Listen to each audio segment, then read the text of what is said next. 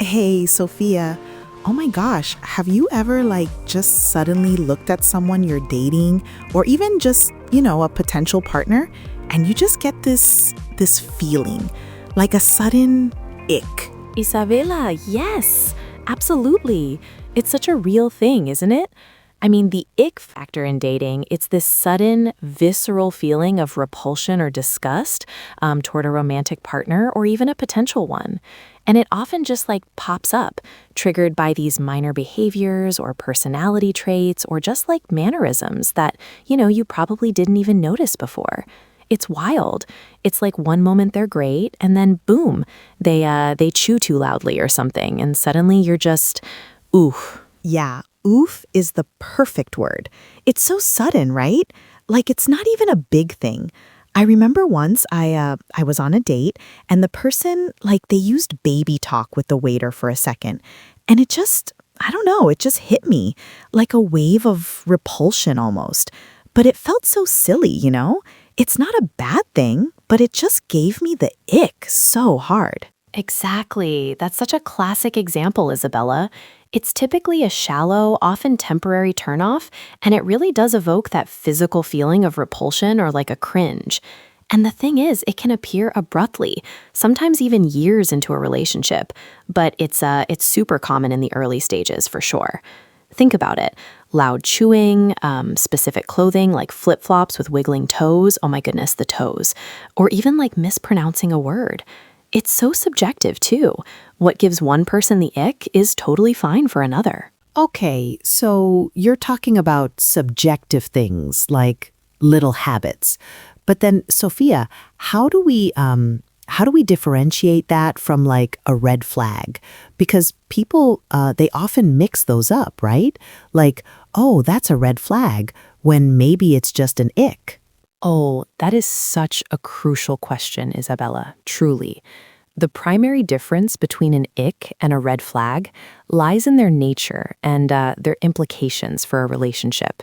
See, icks are generally superficial. They're personal preferences, right? They don't usually reflect inherent morals or core values or even the overall health of a relationship.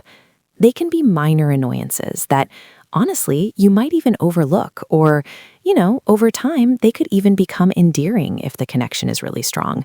Like maybe their funny laugh, becomes something you love. So, an ick is more about my personal hang-up almost, whereas a red flag is like a universal warning sign, sort of. Precisely. That's a great way to put it. Red flags, in contrast, are serious warning signs. They indicate deeper, fundamental issues within a person's character or their behavior. We're talking about things like disrespect, manipulation, emotional unavailability, a history of toxic behavior, or significant incompatibilities in your core values. These are things that, they foreshadow potential problems and unhealthy dynamics in a relationship. Red flags often trigger a feeling of dread or anxiety, and those, Isabella, absolutely should not be ignored. It's not about their choice of socks, It's about how they treat you or others, how they show up in life. Wow, that really clears it up. So an ick is more like my internal reaction to something minor versus a red flag, which is a deeper character-based issue. But then why do we even get the ick in the first place? Is there a psychological reason for it, Sophia? Oh, absolutely. It's fascinating, actually, the psychological underpinnings of the ick factor. There are several reasons, and they're really varied. For one, it can be about projection and cognitive biases. Sometimes an ick might just be a projection of something we actually dislike in ourselves. We see it in someone else, and it just really reinforces our own biases, Like, if you're a bit messy, maybe someone else's slight disorganization gives you the ick because it hits too close to home. Oh, that makes so much sense. Like holding up a mirror, but for our subconscious almost. What else? Yeah, totally. Then there are attachment styles. Individuals with avoidant attachment styles, for instance, they might experience higher levels of icks because it can be like a defense mechanism. It creates distance, helps them avoid intimacy or vulnerability. It's a way to push people away without really confronting deeper fears. Also, high expectations and perfectionism play a role. If you have rigid expectations or just very perfectionistic traits or even a touch of narcissism, you can be more prone to being turned off by minor imperfections. And it can signal unresolved issues too, unmet needs or underlying fears about intimacy. Plus, some theories even suggest evolutionary factors, like a subconscious indicator that a potential mate might lack certain desirable characteristics. It's all very complex. That's a lot to unpack, Sophia.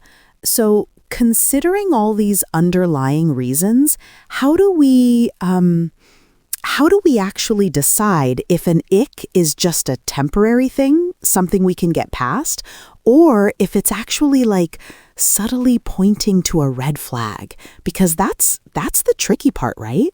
It really is the tricky part, Isabella, but it's absolutely vital to figure out.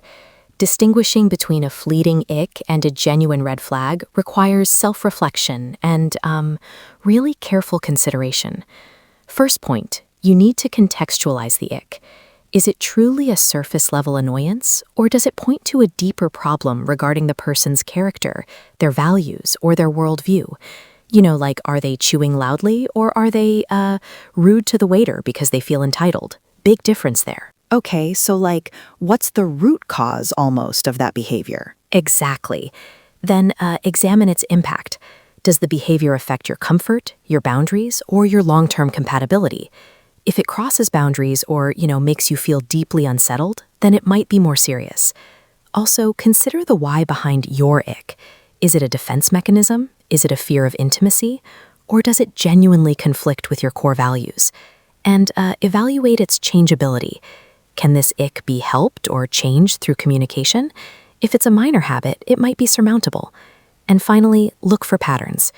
If you consistently get the ick in many connections, well, Isabella, it might indicate a pattern of pushing people away or having unrealistic expectations yourself.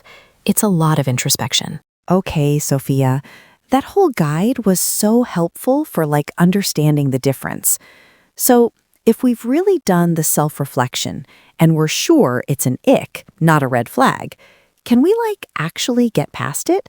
Is it something that can change or, just be worked through? Yes, absolutely, Isabella. If an ick is truly just a temporary feeling, not a red flag, it's often totally surmountable, especially if both people are really ready to put in the work. First, self-reflection is seriously key.